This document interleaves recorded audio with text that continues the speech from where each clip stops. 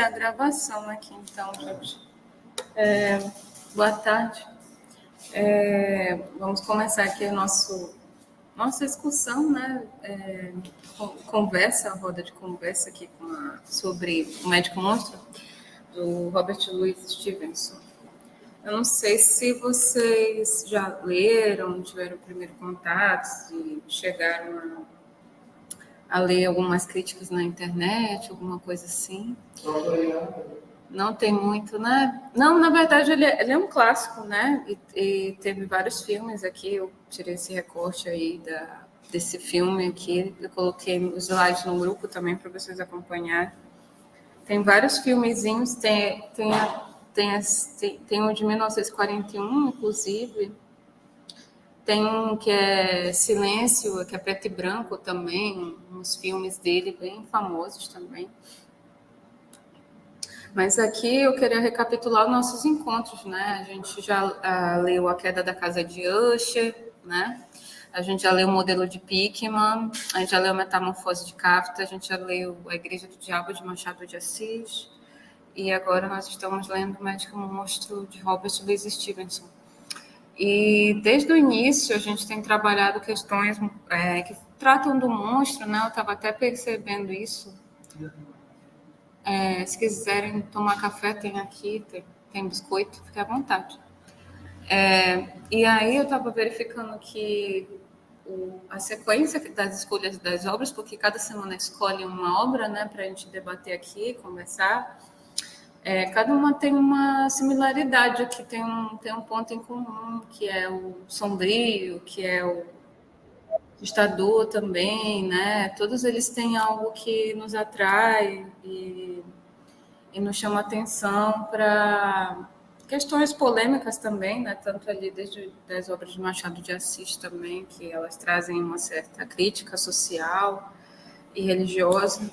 Então, os estudos que a gente está debatendo e trazendo são questões que tangem socialmente, né? Culturalmente e politicamente também. Então, todas essas obras que a gente estudou aqui nos nossos encontros, se a gente for observar, tem algum ponto em comum, que é também a questão do monstro, né? Por exemplo, Metamorfose de Kafka, que tem, né, a questão do monstro ali, que ele se transforma de um dia para a noite como um inseto horrendo e se torna a repulsa da família, né?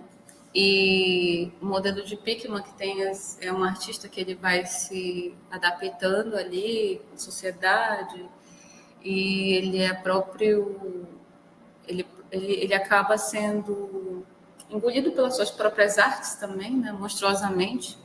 E a Queda da Casa de Usher tem aquela casa sombria, né, assustadora. E a Igreja do Diabo lá de Machado de Assis traz esse resgate cultural também da duplicidade, que também hoje a gente vai ver isso, daí questões religiosas que a gente já está questionando, né? A gente está começando a questionar mais. Então, eu acho bem legal isso aqui. E aí a gente vai discutir um pouco assim, sobre esses 4 pontos que a gente sempre faz, né? Assim, para ser bem pontual, para não dar muitas voltas, depois a gente discutir. Se vocês quiserem depois comentar aí, quem está no chat, pode escrever ali, né? Vou deixar um tempo também para a gente debater, conversar. Que essa plataforma é uma plataforma nova aí que a gente está usando, né? Então, a primeira coisa é sobre o autor, né? Quem é Robert Stevenson? Está até errado aqui de novo, N, eu não sei, que às vezes meu teclado não vai esse N, mas é com N Stevenson, né? Então, o que é o monstro? Eu trouxe um comentário aqui desse livro da Companhia das Letras, que é bem legal, que tem uns trabalhos antes, tem 50 páginas de análise só dessa obra, né, do Stevenson, que, na verdade, o título é o Estranho Caso de Dr. Jekyll and Hyde, né, e Hyde, Sr. Hyde. E para a adaptação brasileira ficou Médico e o Monstro, mas em inglês ficou The Strange Case of Dr. Jekyll and Hyde. Então, essa tradução aqui da Companhia das Letras é bem interessante, porque eu gostei, inclusive, do prefácio, né? A gente vai discutir no ponto 2 isso daí, melhor, ser um pouco esse prefácio. E aí o 3 eu vou pegar uns trechos de algumas da obra deles, né? E o duplo, tá?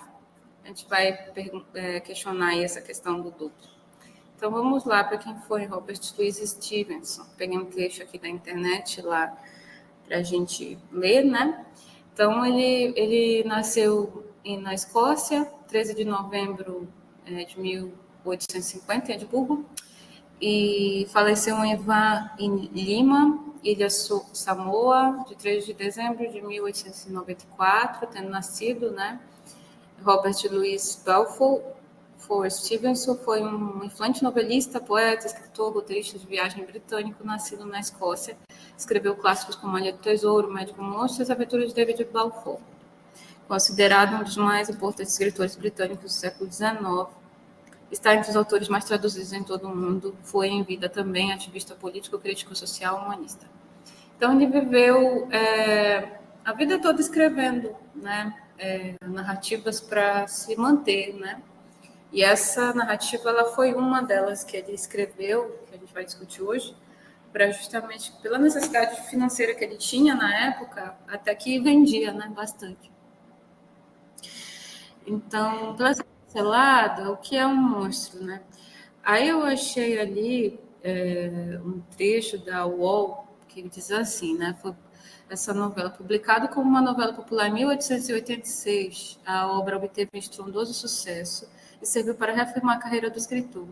O Médico e o Monstro, Stevenson conta a história de Henry Jekyll, médico respeitável, em que tem uma vida pacata até que resolve promover uma pesquisa científica na qual procura desvendar os segredos da natureza humana. Assim nasceu Mr. Hyde, seu duplo, sua personalidade sombria e perversa, que ao mesmo tempo encarará o médico pela capacidade de viver em total liberdade, mas cuja personalidade também o levará à ruína, né? E aí tem um livro do Nazário, que é A Natureza dos Monstros, que é de 2003, que na página 20, que ele diz assim, que a ordem monstruosa é metafórica, a representação de uma ordem humana proibida e a simbólica justificação da ordem humana estabelecida. Tá? Então, isso aqui é uma ideia geral, mas a gente vai se aprofundar na análise, né? E tem lá nesse prefácio aqui do Garcia Rosa, né, em 2015, ele diz assim que em nenhum momento o Dr. Jekyll e o Sr. Hyde vence frente a frente. Não são duas pessoas, e sim dois modos de ser de uma mesma pessoa.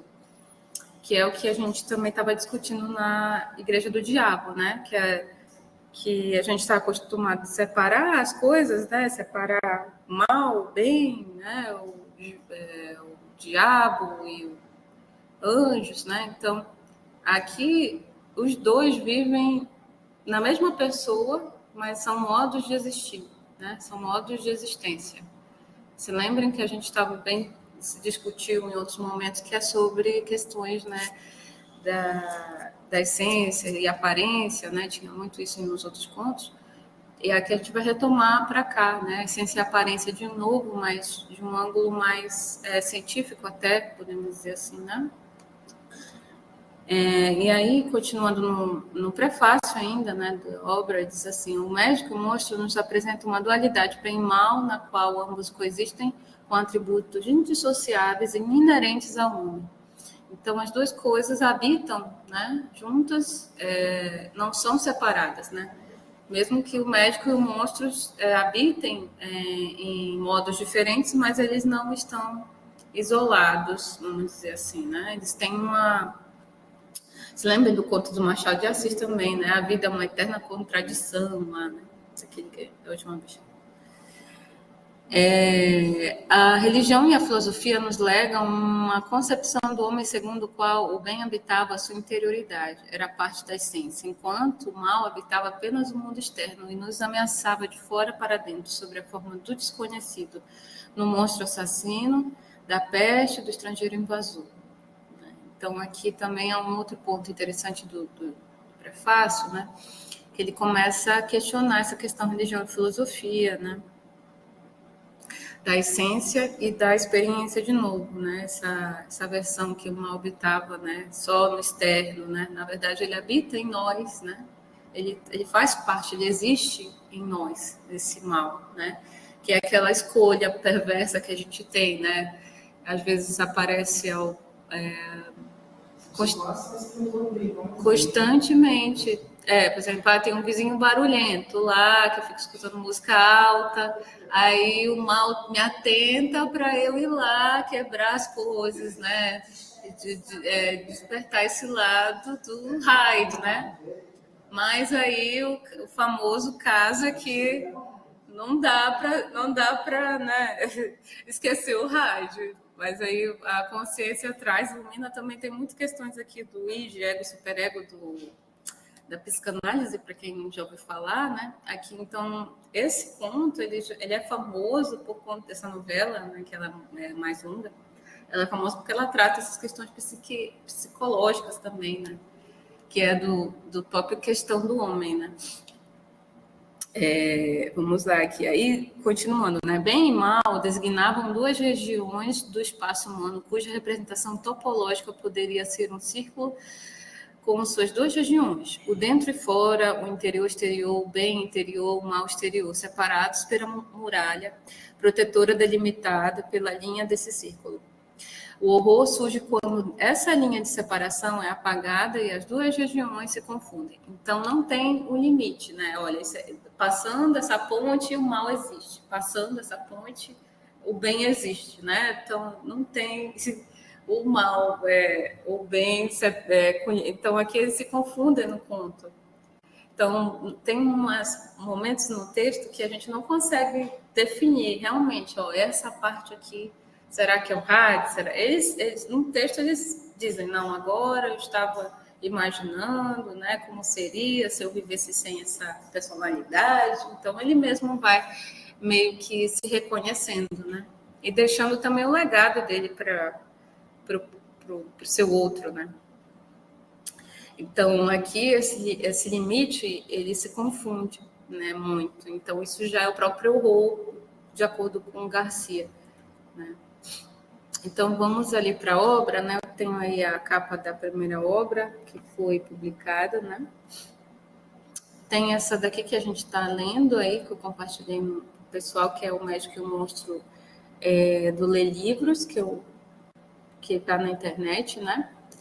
E aí, os personagens, né? Quem são os personagens? Vocês se lembram dos personagens?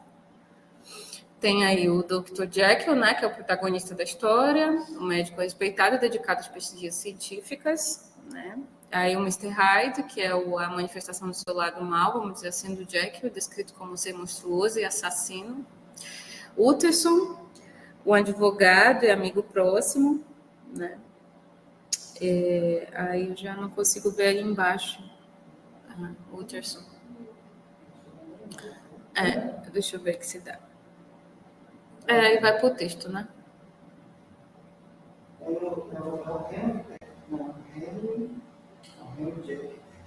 Enfield, tem um outro, Enfield, que é o amigo que eu quero acompanhar, que mostra para o Curtis a casa, onde a casa sombria, bem no primeiro capítulo. Uhum. Acho que são mais esses. E temos também o mordomo. O mordomo. O mordomo que desempenha um papel importante. É o Leniel, né? Que o outro amigo Jack é o colega de profissão. Sim. Aí o Leniel é o outro. O Utterson é esse advogado, amigo próximo de Jack, que ele começa se apresentando já aqui, né? Então, aí ele se apresenta ali, o advogado Utterson, que é o início aqui, tá? Eu vou ler para a gente ir pensando. Vou ler aqui coisa que fica melhor, para acompanhar certinho, tá? O advogado Utterson era um homem de aspecto carrancudo, incapaz de um sorriso, frio, parco, seco de palavras, tímido na expressão dos sentimentos, apesar disso, e do seu ar esguio e chupado, ao mesmo tempo cinzento e triste, era um homem capaz de criar simpatia. nas reuniões com os amigos e quando o vinho lhe agradava, algo de aprofundamente humano irradiava-lhe nos olhos.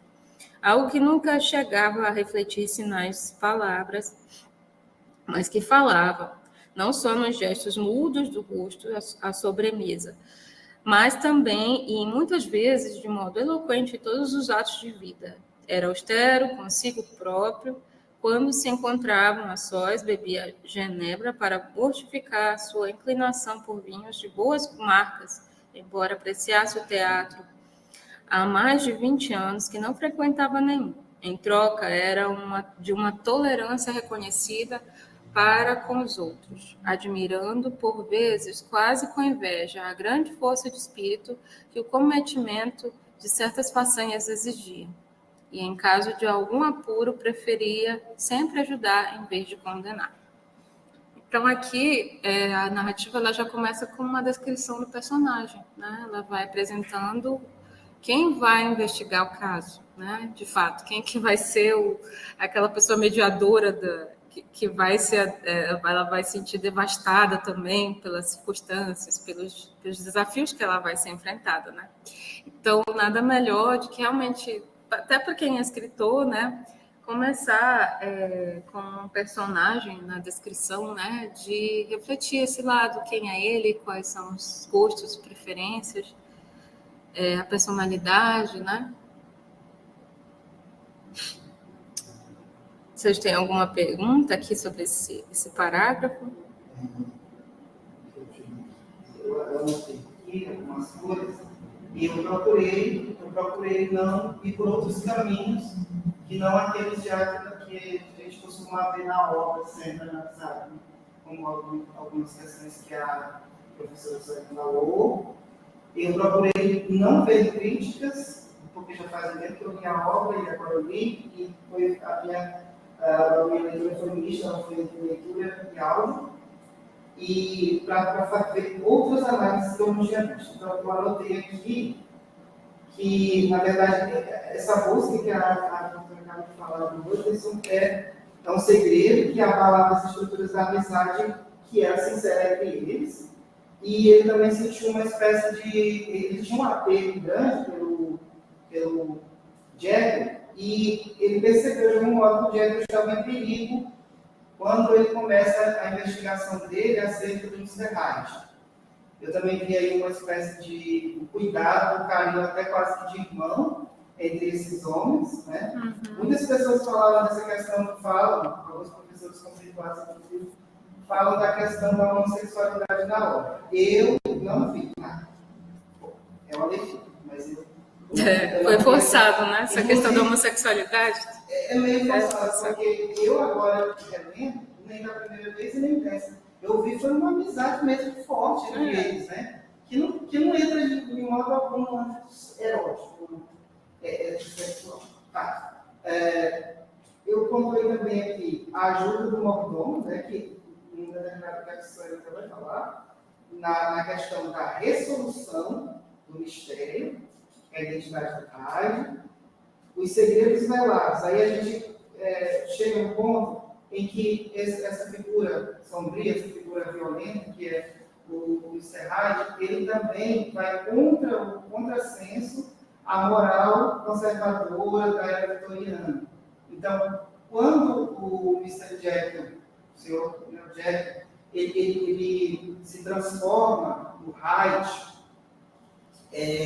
ele é como se ele se libertasse de todos esses padrões exigidos pela sociedade da época. É claro que a liberdade dele vai muito além de você ir contra os padrões da sociedade. Ele vai até contra os padrões da ética humana, chegando a cometer assassinatos, né? E agressões. Ele não vai simplesmente fazer coisas que vão desagradar a sociedade de uma certa visão conservadora, mas ele vai bem além disso, né? Então, mas a gente sabe que quem vê e analisa a era vitoriana, não é diferente da nossa nesse sentido, é que a era vitoriana, apesar de todas as suas convenções sociais veladas, eles eram muito transgressores no submundo, né?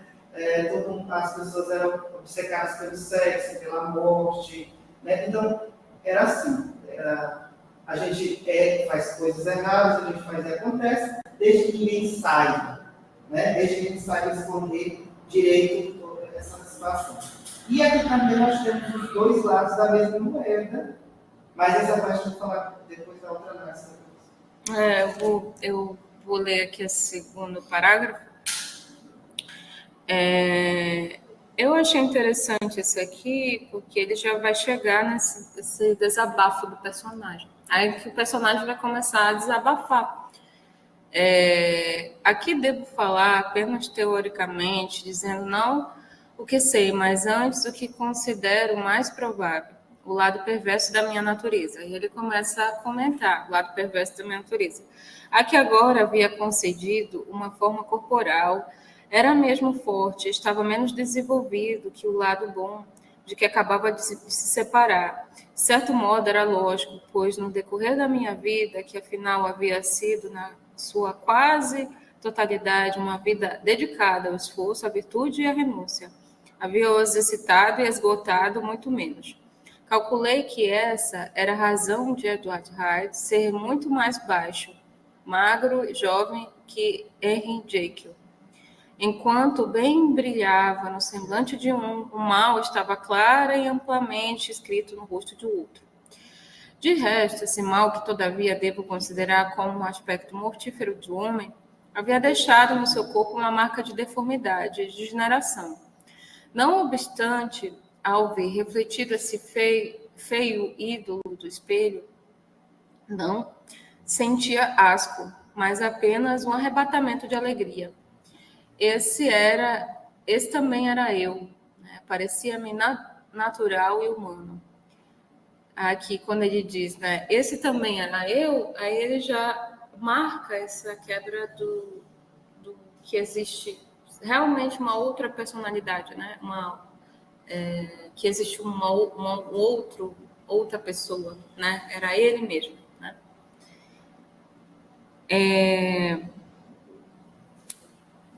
Aí apresentava-se a meus olhos como uma imagem mais vívida do meu espírito, mais expressiva e simples, que essa liberdade aí que o Dalvino mencionou, né?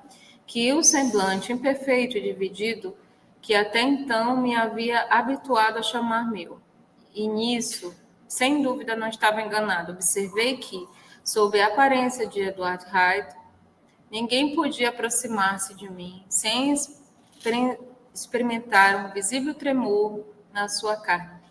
Creio que isto se devia ao fato de todos os seres humanos com quem tratamos serem uma mistura do bem e do mal.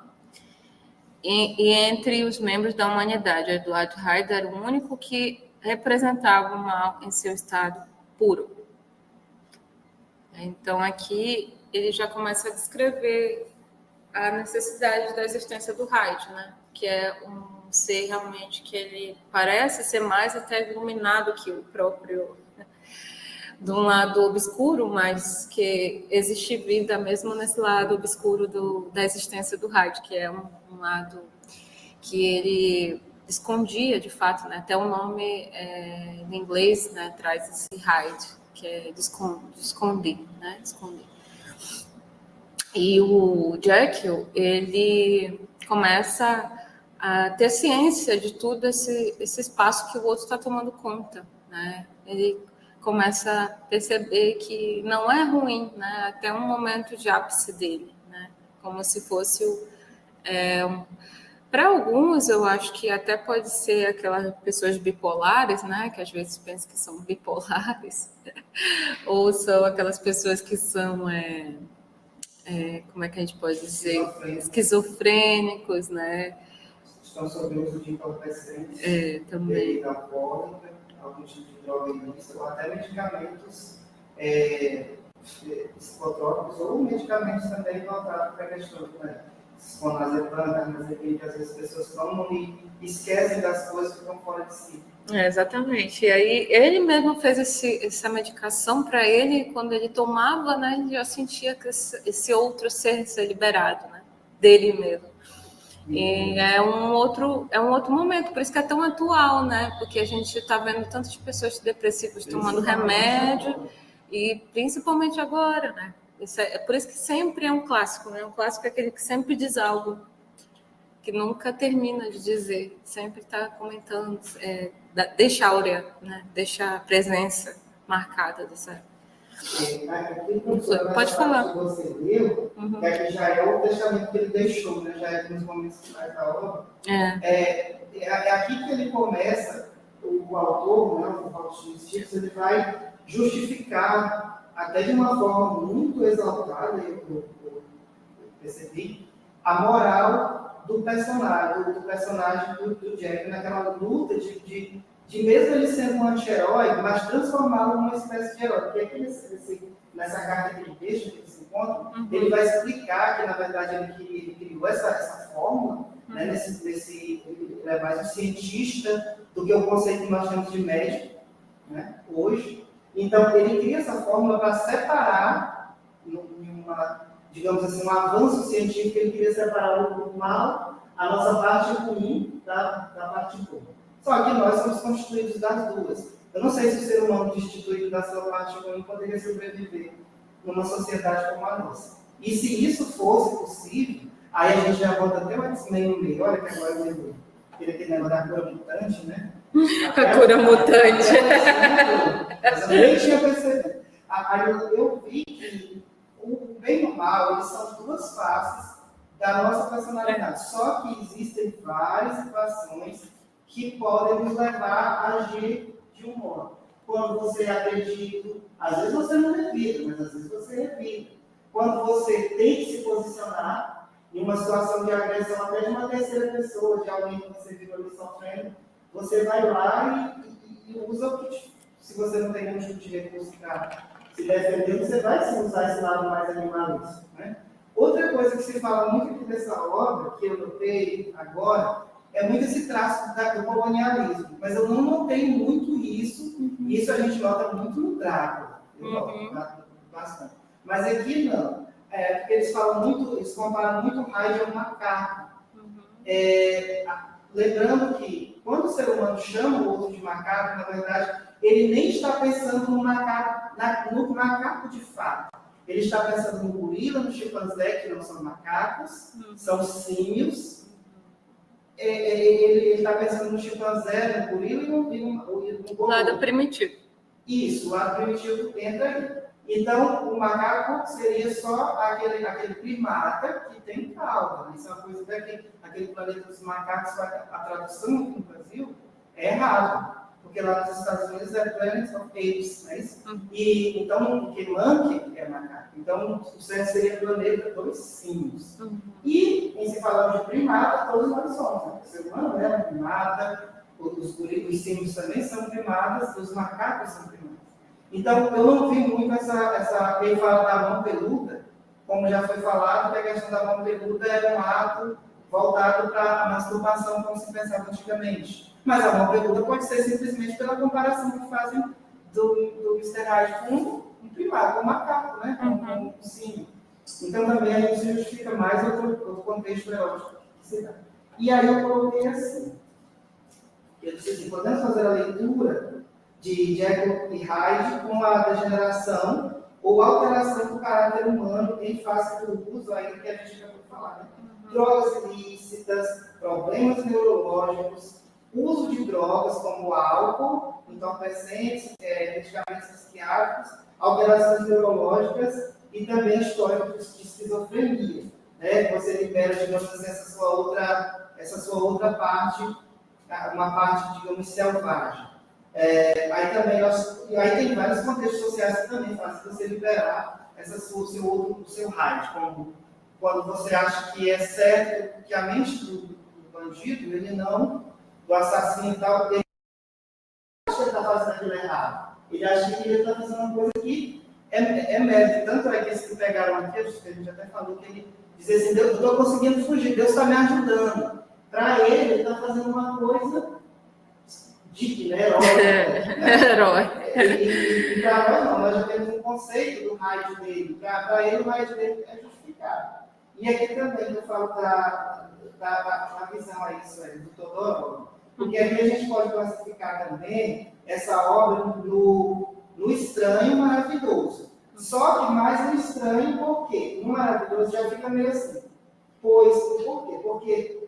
Pois a manifestação fantástica se explica por meio dos recursos científicos e químicos que estão no nosso mundo. Então, o maravilhoso se desfaz um pouco. O estranho permanece, mas o maravilhoso ele se desfaz. Porque nós temos os mecanismos de liberação do raio na nossa sociedade. Não precisa estar no mundo, né? No mundo do maravilhoso. E aqui, mais naturalmente, há que se contestar o caráter do maravilhoso, pois em nossa realidade há diversas substâncias que podem modificar totalmente a mente de um ser humano, ao ponto de provocar mudanças profundas em seu caráter. Aí eu falei que a psiquiatria pode nos brindar não apenas com uma afirmação de dupla personalidade, mas de várias. Ou seja, além da pessoa dela ter o Heidegger, ela pode ter vários outros. Isso de modo involuntário, como nós citamos agora há pouco, ou não.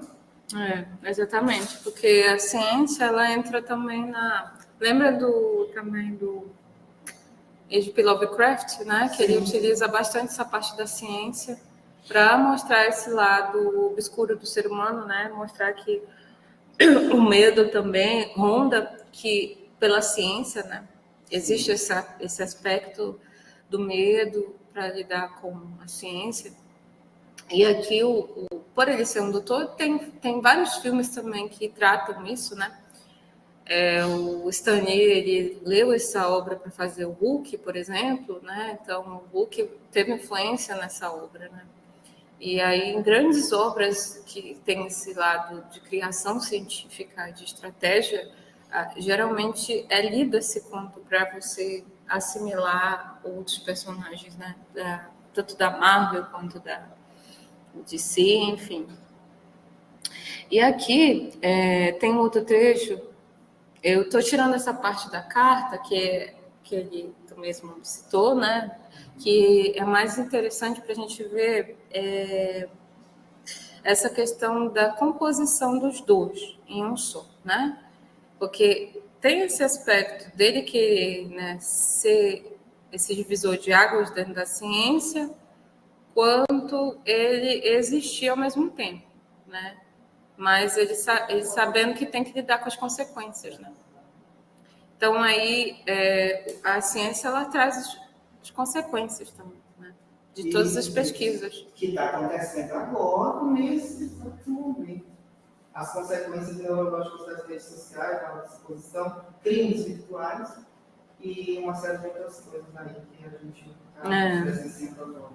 Tem esse texto aqui que ele diz assim: admirei-me ao espelho apenas por um instante, contudo, ainda faltava realizar a segunda decisiva experiência. Faltava saber se a perda da minha identidade era irremediável e se teria de fugir antes de amanhecer daquela casa que jamais seria minha. E assim regressei precipitadamente ao meu gabinete, preparei de novo a mistura e bebi o conteúdo do copo.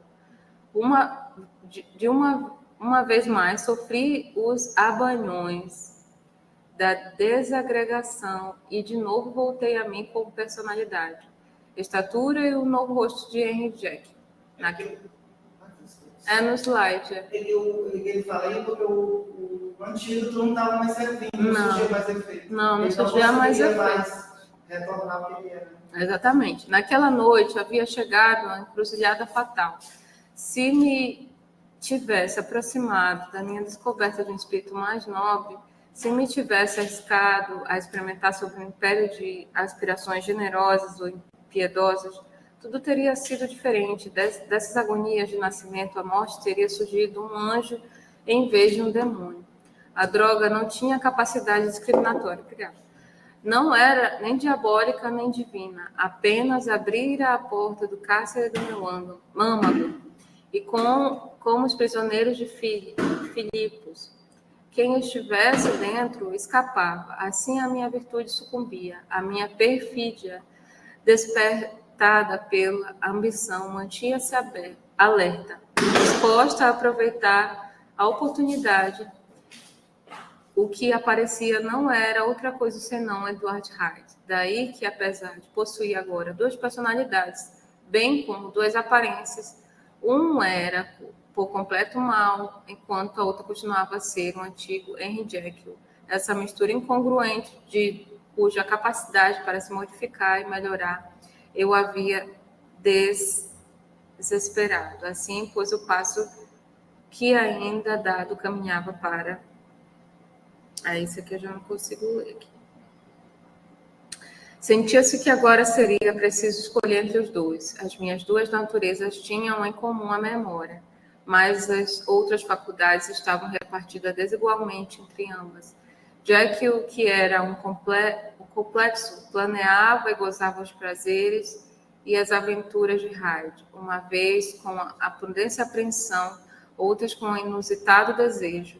Quanto a Hyde, olhava Jekyll com indiferença ou apenas o recordava como um bandido recorda o esconderijo em que se oculta da perseguição. Jekyll mostrava um interesse mais que paternal. Hyde manifestava uma indiferença maior que a de um filho sem amor. Unir-me definitivamente a Jekyll era o mesmo que deixar morrer aqueles apetites a que me havia entregues longa e secretamente e que, por fim, havia logrado saciar. Esse trecho aqui, ele é um dos melhores que eu acho, porque ele fala que o que está em comum aqui para eles é a memória, né? E ainda nesse texto, cara, só 2 exemplos aqui, que está agora no Globo Play, mas acho que acho na internet normal, tem 2 séries produzidas pela Globo, séries brasileiras, que falam exatamente de a gente pode fazer uma leitura que é justiça, e aquele dos vizinhos, que é até que ponto o ser humano pode resistir uma coisa, uma determinada situação, ouviu a própria e eles vão ao extremo, por vários motivos, são várias pessoas, e eles vão ao extremo do que a sociedade permite para se livrar de uma situação. Por exemplo, aí a gente fala, né, que eu me identifiquei muito com a senhora que a filha dela estuda e ela vai na porta do vizinho, depois de ter pedido muito para ele diminuir o som, ela chega lá e quebra a caixa de som dele toda. E aí já é uma grande polêmica, ela vai presa. Eu não assisti porque, assim, gente, eu vou falar uma coisa, essas séries, que são muito baseadas na vida real, me dão muito medo. Então, eu prefiro uma coisa... porque é mais assustador, porque tu sabe que aquilo pode acontecer a qualquer momento. É que nem Verônica, né? Aquela Bom Dia, Verônica. Bom Dia, Verônica. Aquilo é muito assustador. Tu fica assim... Eu por exemplo, eu maratonei o Brinquedo Assassino, os 6 filmes agora. Por exemplo, ela se envolveu, ela é como se fosse um Jack Hyde, a Bom Dia, Verônica também. Sim, que ela vai ao extremo também, né? Ela vai ao extremo. Eu não sei como é que vai ser essa continuação, né? Mas eu acho que os livros já foram finalizados, né? Já, mas já tem ainda uma continuação. Eu não sei se é a continuação. Deve ter bom que ela série brasileira muito. Ela foi ótima, ela. Então, essa parte aqui que ele diz que um se deleitava no espaço que o outro tinha sua consciência. Então, o inconsciente, vamos dizer que seja Hyde, ele vai vindo à tona para a consciência do Jekyll. Né? Se lembrem da Igreja do Diabo também, lá do Machado de Assis, né? Que aí eles queriam, que tinha o espaço da Igreja de Deus, né? E aí ele decidiu plantar a Igreja do Diabo dele, né? E aí vamos dizer que é o Hyde que queria ocupar mais o espaço, que seria o rei de tudo, né? Aí tinha a consequência, né? Tem as consequências de todos os atos aí das faculdades mentais que ele foi realmente se declinando. Teve um filme, agora eu não sei qual mas que o monstro também, Jekyll e Hyde. Ele foi bem adolescente agora que saiu, em 2015, se eu não me engano, que eu até compartilhei no grupo também. Ele está no YouTube, conseguiram fazer o download dele. E aí fala de um estagiário de medicina, né, que ele começa a tomar êxtase e aí ele realmente se transforma, né, só que ele quer fazer um experimento, como ele começa a estudar os neurônios, aí ele começa a fazer os experimentos e aí ele vai para as ruas, ataca os mendigos, ataca as pessoas mais pobres, ele vai...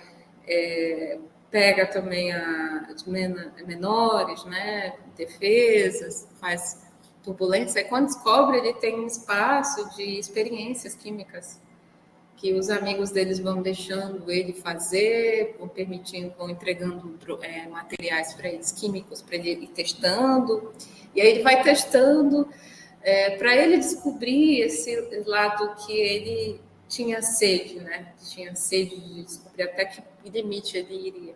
Que aí ele é um filme bem adolescente, assim, até, mas ele traz esse lado de limites, né? Bem claros, e ele faz a gravação já um pouco mais atualizado, que no livro é a carta, né?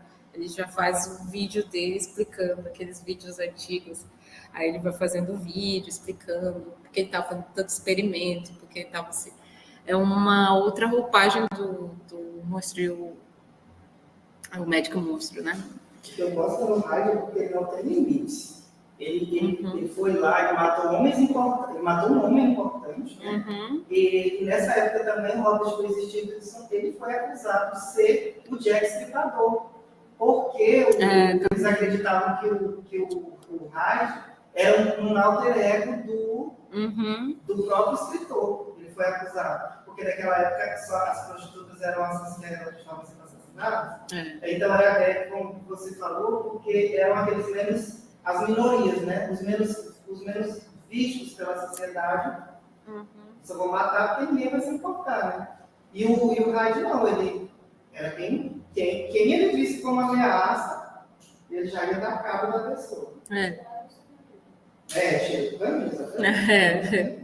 Aí aqui o outro trecho, né? Unir-me definitivamente a Hyde equivalia a deixar morrer para sempre os meus interesses e aspirações e converter-me de imediato e para sempre num ser desesperado e sem amigos. O pacto, talvez, pareça desigual, mas ainda faltava uma outra hipótese a colocar na balança, porque enquanto Jack o sofreria, abrasando-se nas chamas da abstinência, Hyde nem sequer repararia no que havia perdido. Por estranhas que fossem as minhas circunstâncias, os termos dessa escolha são tão velhos e comuns como o homem. Semelhantes tentações e inquietações decidem a sorte de qualquer pecador temeroso. E assim como sucede à imensa maioria de seus semelhantes, optei por escolher a melhor parte, ainda que me visse sem a força necessária para manter a minha decisão. Então, aqui ele reconhece na carta, né, que ele, sem o Hyde, ele também poderia ser bem quisto, né, porque ele tinha amigos sendo Jekyll, né, ele tinha o advogado, ele tinha todo um contexto social familiar, né, no sentido dos empregados, que se assustavam toda vez quando viam Hyde, quando ele saía do quarto, né, daquele jeito perturbado. Então, e aí isso ia... ele fez esse relato porque ele sabia, né, que isso... Quais seriam as consequências. Né? Na verdade, também, aqui no livro, a gente vê em algumas adaptações, principalmente nas primeiras, que fala da questão dessa obra falar, menosprezar ou fazer uma espécie de chacota dos povos africanos. Na verdade, a gente tem que ter cuidado, porque não é a obra do Robert Louis Stevenson que faz isso, mas sim as adaptações cinematográficas que pegam traços negroides para poder ajudar a compor a personalidade do Hyde. Então, aqui ele só fala da estatura dele, de pelos e tal, mas isso daí não é o bastante para você fazer juízo. Falou dizendo que o Stevenson estava usando a obra também para menosprezar outros povos, porque a gente não vê esse traço aqui, mas vê nas adaptações cinematográficas que vem depois, principalmente naqueles filmes da Hammer, né? A gente vai vendo até o fato da pele do Hulk, que aí nós temos o Hulk verde e o Hulk vermelho, se não me engano. A própria pele do Hulk, por ser algo mais escuro, quase um verde bem escurecido, tendenciando a leitura que eu estou fazendo, tendenciando ao negro, alguma coisa diferenciada, porque já tive gibis em que a pele do Hulk era mais voltada para o marrom do que para o verde, porque era justamente um monte de erro de pinturas, né? Eles pintavam, então já vi até já vi salsicha ruivo, loiro, enfim. E aí a gente vê que nas obras que vêm sendo subsequentes, que vêm são produzidas baseadas na obra do Stevenson, essas sim são discriminatórias, porque elas vão trabalhar com audiovisual. É aquela coisa que eu lhe falei da Lenda do Cavaleiro Sem Cabeça. Porque lá o próprio autor, o Iver, ele coloca o negro de uma forma bem positiva já naquela época, que eram pessoas animadas, divertidas, que tinham os dentes muito brancos. E aí, nas obras que vêm, eles nem sequer mais aparecem, eles são limados ali, daquele do Tim Burton, por exemplo. Não tem negro ali, mas a obra original tem, porque como foi feito nos Estados Unidos, né, já havia essa presença. Então, assim, a gente tem que ver, que as pessoas falam muito, a obra é discriminatória. Eu acho que... Na verdade, não é. Não é. O que vem é o que vem depois do audiovisual aqui. Hollywood, por exemplo. Eu até falei aqui uma vez, eu falei lá na live, falei daquelas 3 atrizes de Abracadabra, né? A Beth Miller, a Sarah Jessica Parker e a Kate Najim. Elas foram escolhidas porque elas remetem ao estereótipo da mulher de um dia. Por quê? Aquelas atrizes, elas não se submeteram à rinoplastia que está nos padrões de Hollywood, né? Eu sei que eles não obrigam, mas eles dizem, olha, se você não fizer, os seus papéis vão diminuir. Então, tem isso tem também. isso, porque tem essa ditadura. E elas não se submeteram. Elas são todas descendentes de judeus, todas 3, né? E elas foram escolhidas para perpetuar, porque a Disney já faz isso. Inclusive, é uma sugestão ótima de vilões, uma coisa LGBT, né? Também tem essa leitura. Se você for pegar, é o estereótipo da senhora judia, da mulher judia, que tem aquele nariz longo, que tem, então, é uma discriminação racial, mas o audiovisual, né? Porque quando na obra, na obra não deixa. Ele fala que ela tem um nariz longo e com uma verruga. Mas ele não especifica se é nariz de judeu, de italiano, de grego, não. Agora, quando tu pega o audiovisual hollywoodiano, da Disney e tal, aí tu já vê que eles já têm um padrão de discriminação do povo. Então, o perigo está muito no audiovisual e não na obra original. Exatamente. Tem essa obra aqui, que eu vou compartilhar aqui, pessoal, depois eu vou passar aí para vocês, não sei se vocês chegaram a ver, né? Não sei se o menino chegou a ver? Não sei se ele chegou a ver. Chegou a ver, já? Dá uma olhada nesse livro, é o mesmo, deixa eu dar uma olhada. Aí, no último trecho que eu selecionei, diz assim: tá tudo bem aí com vocês que estão online, a André, a Ana, a Giovana? Se quiser escrever perguntas aí no chat, comentar, ligar o áudio também, fica à vontade. Os demais também, tá? Aí no texto diz assim, não, só um mesmo, obrigada. Passou quase uma semana e agora termino esta confissão sobre a influência da última dose dos antigos pós. A menos que aconteça um milagre, esta será, pois, a última vez que Henry Jack poderá expressar os seus próprios pensamentos e ver refletido no espelho o seu rosto, agora tão tristemente alterado.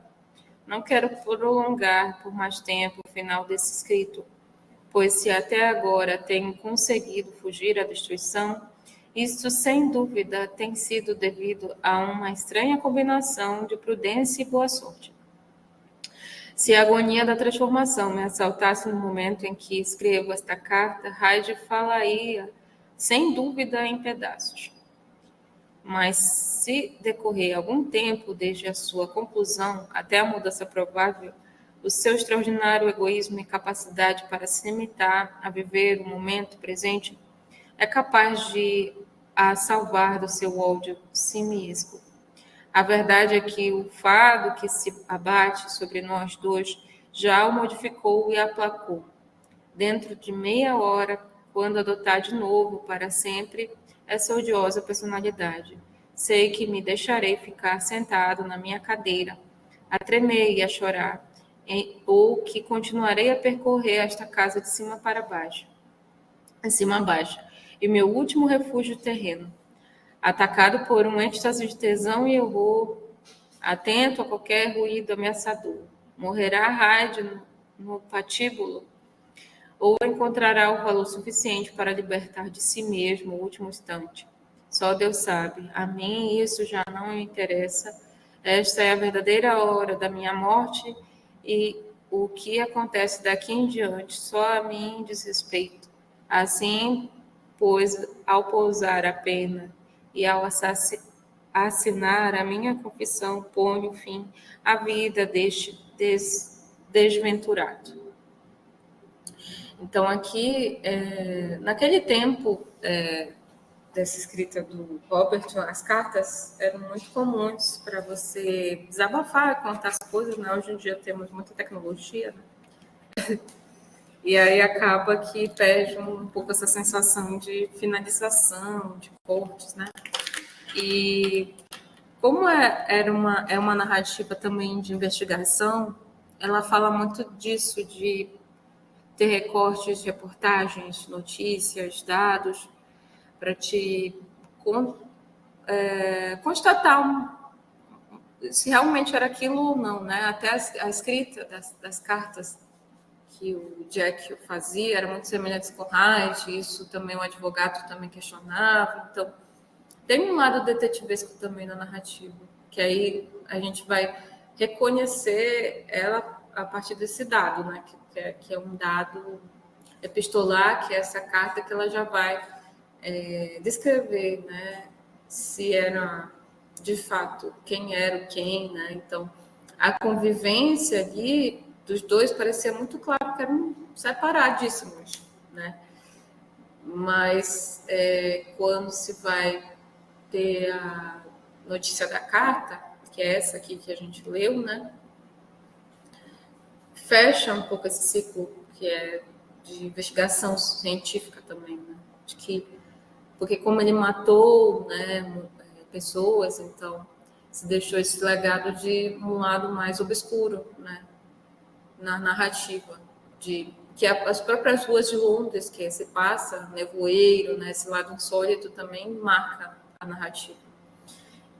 O insólito ele está aí também, né, nessa questão da narrativa não se determinar, não ser determinista em certo aspecto. Quem vai ser essa pessoa que vai marcar isso é o próprio personagem. O personagem que é o 2 em 1. Né? E aí eu deixo essa questão para vocês, né, que é do duplo, né, que na verdade ele se diz várias vezes na narrativa que ele é esse duplo, que ele é essa duplicidade, mas como a gente já viu no prefácio, eles coexistem. Essa palavra é a mais certa, né, de coexistência da personalidade, que é da individualidade, né? Dos dois, mas em um ser só. Porque a gente está tão acostumado, por exemplo, tem a Suelen, né? Mas você tem a Suelen do trabalho, tem a Suelen de casa, tem a Suelen com os amigos, tem a Suelen quando vai comprar roupa. Então, nós temos várias personalidades. A gente realmente não somos uma pessoa só, né? Então, aí entra esse outro olhar para a narrativa também, que era desconhecido, e isso chamou muita atenção até os dias de hoje, né? E agora, principalmente com a questão da farmácia, né? Dos produtos farmacêuticos, das questões sociais também, né? De destruição, de autodomínio de si, querer controlar si a todo custo, né? Querer saber o que se passa no inconsciente também, né? Esse domínio que a gente tem constantemente de buscar, né? Essa busca por autocontrole é insistente, né? É uma coisa que... E aí eu acho que nem a palavra... Ele mesmo se denuncia ser duplo, né? Mas esse duplo, ele, na verdade... ele é uma coisa só, né? Que é essa coexistência de si.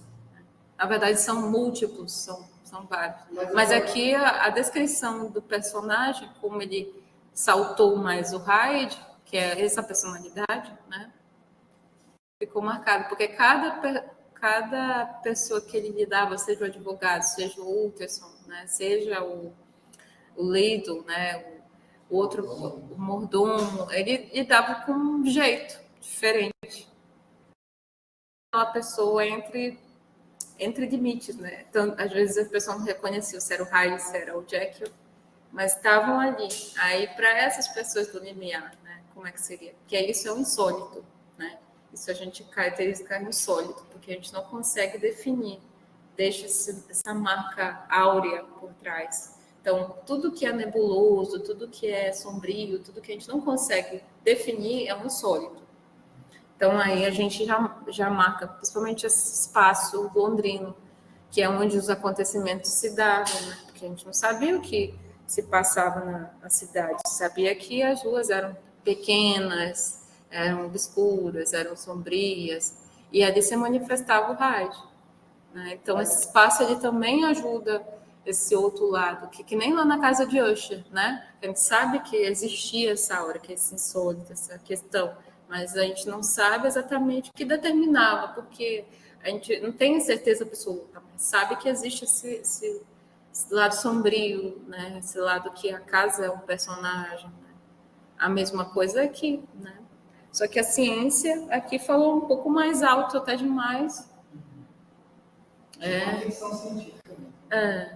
Mas você viu que lá no início ele coloca a personalidade do Hudson, o escritor. Ele não coloca o Hudson como um anjo, ele coloca o Hudson também como um homem que está um pouco fora das convenções sociais. Só que o fora das convenções sociais, o Hyde do Hudson é um Hyde comedido. É aquele Hyde dos boulevards, do cabaré, que não está nem aí para construir uma reputação de convenção social. Só que o dele pode conviver, o Hyde dele pode conviver na sociedade. Só que o Hyde do Jack, ele é muito violento, ele passa do limite. Então eu gosto dessa coisa. E outra coisa que lá no livro fala da rua, que à noite ela é sombria, ela é morta, mas que durante o dia ela é um esplendor. Aí já faz uma dualidade, uma comparação entre a própria personalidade do Jack, que durante a noite, digamos, não é só durante a noite, mas o Hyde se manifesta mais à noite. Né? E a ruazinha, à noite, ela fica também sombria.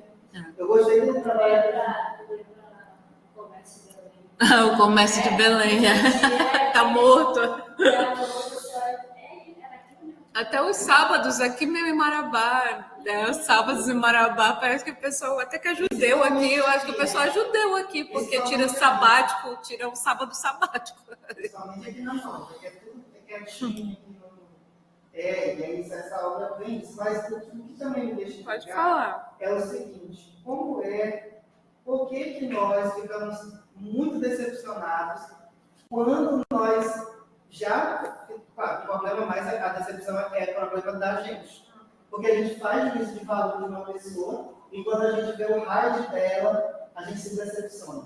Mas agora isso é um problema nosso, né? Porque quando a gente diz assim, mas fulano de tal, ele tem motivo para brigar, né? E briga. E o ser humano é conflituoso, não tem jeito. Mas a gente se decepciona. Que a gente não quer aceitar isso. Por quê? É isso que eu fico assim. A gente é condicionado. A gente não quer aceitar o lado turbulento da outra pessoa, né? Mas depende do lugar. Na casa da pessoa, a gente não se importa. O problema é quando isso está no âmbito trabalhista. Isso é o que me deixa, eu fico muito decepcionado nisso. Na casa da pessoa, não, na rua. Ela pode ser a professora Suelen lá na casa dela. Pode ser o que for me decepcionar. Agora, eu vendo ela enquanto professora, sendo o raio dela, eu vou ficar assim. Aí a gente se decepciona. Porque essa questão das convenções sociais, elas nos ensinam. Hoje a gente melhorou muito. Porque hoje a gente vê uma pessoa que lá na vida privada dela, a gente aceita também tranquilo, sem problema. É a vida íntima da pessoa, né? Mas quando a gente vê, por aí essa pessoa já sabe que eu já tenho uma história também de disputas aí de ego nos nossos cursos, que eu já peguei o microfone para reclamar, vai vagabundo. Vou ver se eu corto essa parte. Aí eu acabo ficando, mas por quê, né? A gente fica muito decepcionado quando acontece isso. E a gente, embora não devesse acontecer, por conta do ambiente de unificação, é como numa empresa. Quando eu vejo funcionário brigando, não mesmo no local de trabalho, agora está na Segunda Maravilha. Hoje, gente, nós somos uma máquina que tem engrenagem para girar. Se a gente ficar brigando assim, ninguém vai para frente. Aí, com a saída de alguns profissionais, a gente trabalha com uma enfermeira que ela é muito conciliadora.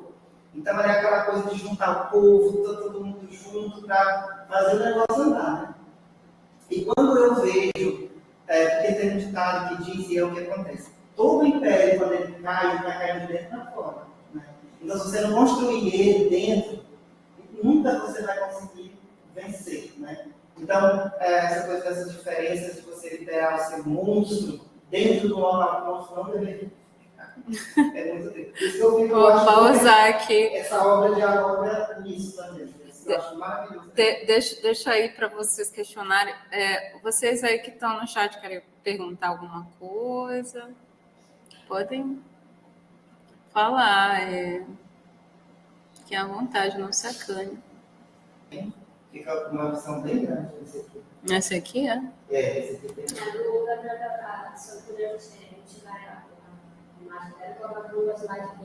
Isso, mas é só perdeu isso. Esse aqui, apesar do. Eu não sei, eu acho que essa questão aqui do slide, que ela vai ficar uma foto pequenininha. Ou foi você que botou essa opção? Mas foi tudo que botou, não? E se clicar nesse aqui, eu fico tranquilo?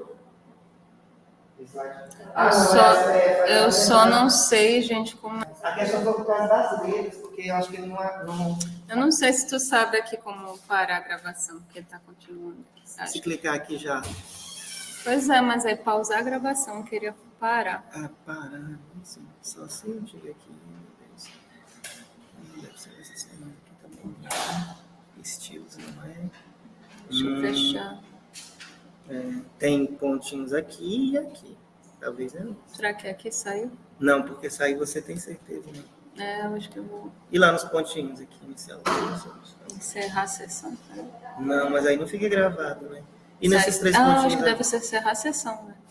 Não, mas aí. A sessão encerrará. Pode ser assim. Como é? Se encerrar. 3 participantes. 3 só. Vieram 3 só hoje. Meu Deus. Isso é difícil. Tá difícil, né? Deixa eu ver aqui. Porque aqui é sair da sessão, aqui é encerrar a sessão. É diferente, eu acho que é encerrar a sessão. Deixa eu ver aqui.